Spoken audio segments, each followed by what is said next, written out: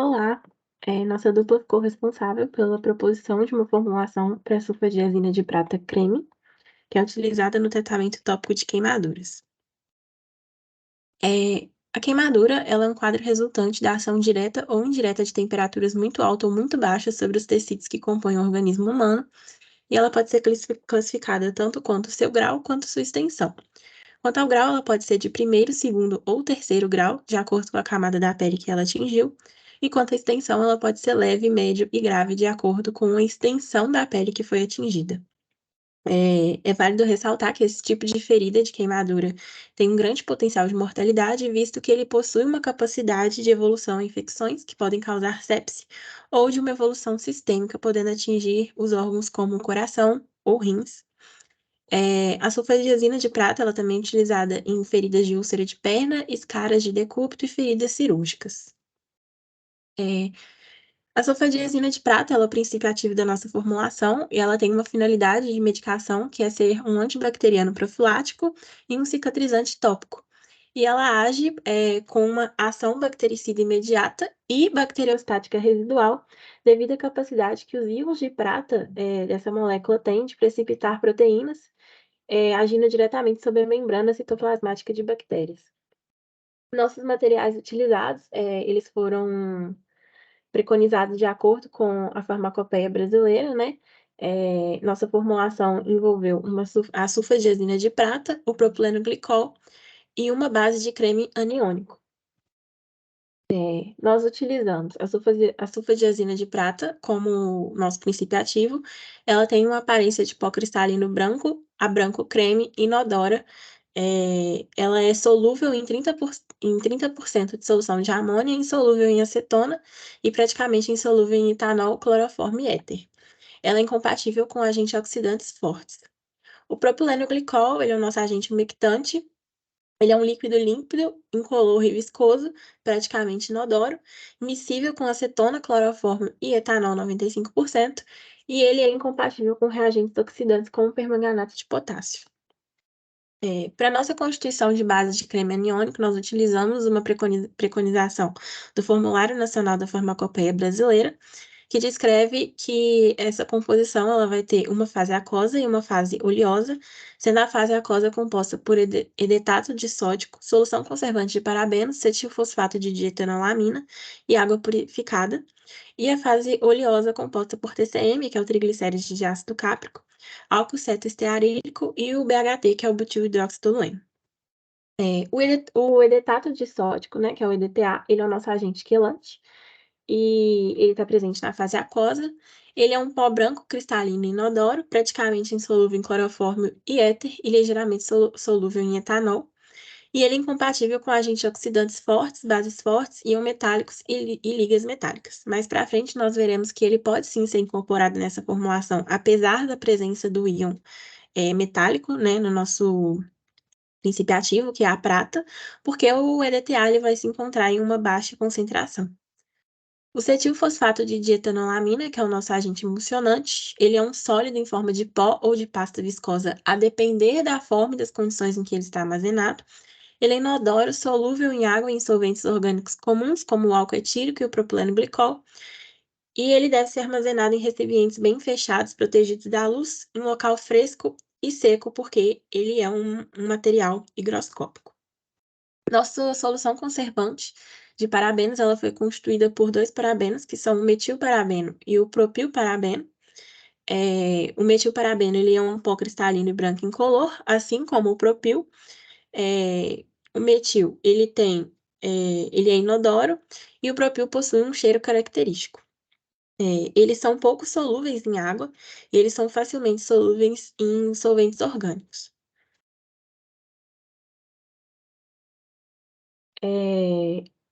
A água purificada vai ser o nosso veículo. Ela é límpida e incolor e ela deve ser conservada em recipientes límpidos, secos, opacos e bem vedados. Começando a nossa fase oleosa, nós utilizamos o triglicérides de ácido cáprico, que é o TCM, um agente emoliente, que é um líquido límpido, incolor, de baixa viscosidade, insolúvel em água e é incompatível com oxidantes fortes. O álcool cetoestearílico vai ser o nosso agente emulsificante. Pela fórmula estrutural dele aqui, a gente consegue ver que ele é um álcool graxo. Ele é um sólido branco, em flocos ou grânulos, com leve odor doce característico, solúvel em etanol, éter e óleo e praticamente insolúvel em água. Ele é incompatível com agentes oxidantes fortes e sais metálicos. O BHT, que é o butil-hidroxitolueno, nosso agente oxidante, ele é um cristal branco, quase inodoro, solúvel em solventes orgânicos como éter ou álcool etílico, cloroformo e acetona, e também pouco solúvel em água. E ele é incompatível com aço, bronze, latão, cobre e compostos de cobre.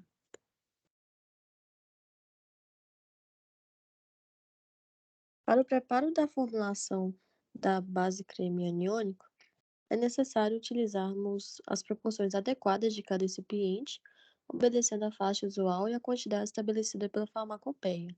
Nessas duas tabelas, preconizamos a faixa usual estabelecida pelo handbook e a quantidade de cada recipiente que usamos na formulação. Na fase aquosa, utilizamos o edetato disódico, 0,1 gramas, cetilfosfato de dietanolamina, 1,5 gramas, metilparabeno, 0,3 gramas, propilparabeno, 0,6 gramas e água purificada, quantidade suficiente para 100 gramas. Para a fase oleosa, utilizamos o TCM, 4 gramas, álcool cetoestearílico, 9 gramas e o BHT, 0,05 gramas.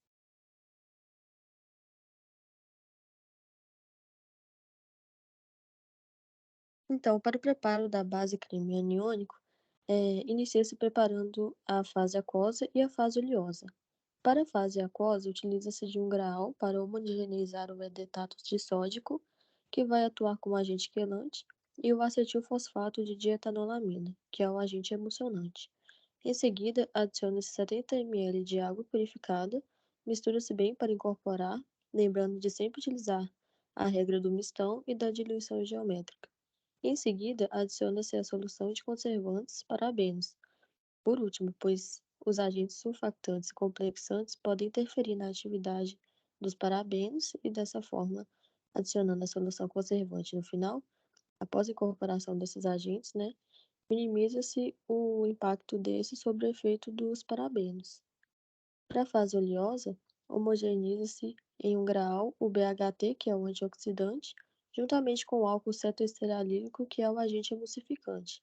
Em seguida, adiciona-se o agente emoliente, que é o TCM, incorporando bem os pós no TCM, utilizando-se devidamente das técnicas de incorporação de sólidos em líquidos, e dessa forma obteremos a fase oleosa. Em seguida, aqueceremos ambas as fases separadamente, e esse aquecimento ele será por volta de 70 a 75 graus, com o intuito de aumentar a solubilidade, tornando mais homogêneo e melhorando a eficiência da emulsificação. Em seguida, verteremos uma fase na outra sob agitação e sempre homogeneizando bem. Por fim, adicionaremos a água purificada até atingir 100 gramas e vamos manter a formulação sob agitação até resfriar. Assim, obteremos a base creme, né, aniônico, que vamos usar posteriormente para o preparo do creme de sulfadiazina de prata. Então, para o preparo do creme de sulfadiazina de prata 1%, vamos reduzir 1 grama de sulfadiazina de prata a pó fino, utilizando um graal para aumentar sua superfície de contato, facilitando sua incorporação e solubilização ao adicionarmos o propileno glicol por meio da técnica de levigação, até se obter uma pasta uniforme e homogênea. Em seguida, acrescentaremos a base creme aniônico em uma quantidade suficiente para 100 gramas, homogeneizando bem até que toda aquela pastinha esteja bem incorporada na base creme aniônico. Assim, obteremos o creme de sulfadiazina de prata 1%. Para a formulação do creme de sulfadiazina de prata 1%, optamos por um creme do tipo óleo em água, pois cremes de característica aquosa são geralmente leves, de rápida absorção, redução, né, reduz a inflamação e possui fácil espalhabilidade, fornecendo resfriamento e alívio imediato, especialmente em queimaduras recentes. Acresce que os cremes aquosos, eles permitem evaporação do excesso de umidade. Durante o processo de preparo da formulação, é importante atentar-se à mistura de pós em líquidos, adotando sempre as técnicas de incorporação, como levigação, utilizar a regra do mistão, diluição geométrica, aumento da superfície de contato, bem como utilizar da técnica de aquecimento de fases com o intuito de facilitar o processo de homogeneização e melhorar a eficiência do processo de emulsão. Aqui estão nossas referências bibliográficas. Obrigada.